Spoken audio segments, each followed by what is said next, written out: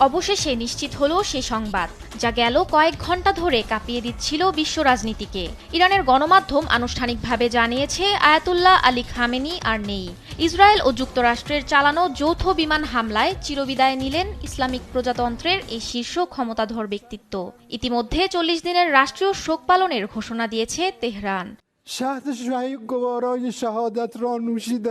এর আগে মার্কিন প্রেসিডেন্ট ডোনাল্ড ট্রাম্প খামেনিকে ইতিহাসের অন্যতম মন্দ ব্যক্তি হিসেবে উল্লেখ করে তার মৃত্যুর খবরটি প্রচার করেন। ট্রাম্প জানান, অত্যাধুনিক ট্র্যাকিং সিস্টেম এবং গোয়েন্দা তথ্যের ভিত্তিতে খামেনির অবস্থান শনাক্ত করে সরাসরি আঘাত হানা হয়। এ হামলায় খামেনির মেয়ে, জামাতা, পুত্রবধূ ও নাতিসহ পরিবারের বেশ কয়েকজন সদস্য এবং শীর্ষ সামরিক কর্মকর্তারাও নিহত হয়েছেন বলে নিশ্চিত করেছে ইরানের গণমাধ্যম।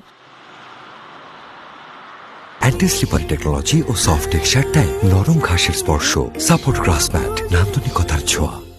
খামেনির মৃত্যুর খবর ছড়িয়ে পড়তেই উল্লাসে ফেটে পড়েছেন নির্বাসিত ইরানি রাজপুত্র রেজা পাহলভি। তিনি একে ইসলামিক প্রজাতন্ত্রের সমাপ্তি বলে ঘোষণা দিয়েছেন। অন্যদিকে সংযুক্ত আরব আমিরাতও ইরানের সাম্প্রতিক ক্ষেপণাস্ত্র হামলার তীব্র নিন্দা জানিয়ে নিজেদের প্রতিরক্ষা ব্যবস্থাকে উচ্চ সতর্কতায় রেখেছে।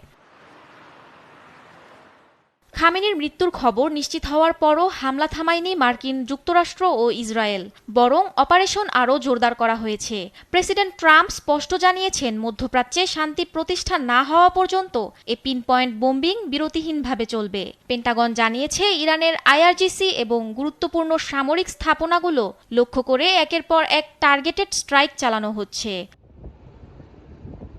আয়াতুল্লাহ খামেনির প্রস্থান এবং অব্যাহত এ বিমান হামলা সব মিলিয়ে ইরান এখন তার ইতিহাসের সবচেয়ে বড় অস্তিত্ব সংকটে। মাহমুদা মুক্তি, নিউজ ডেস্ক, দেশ টিভি।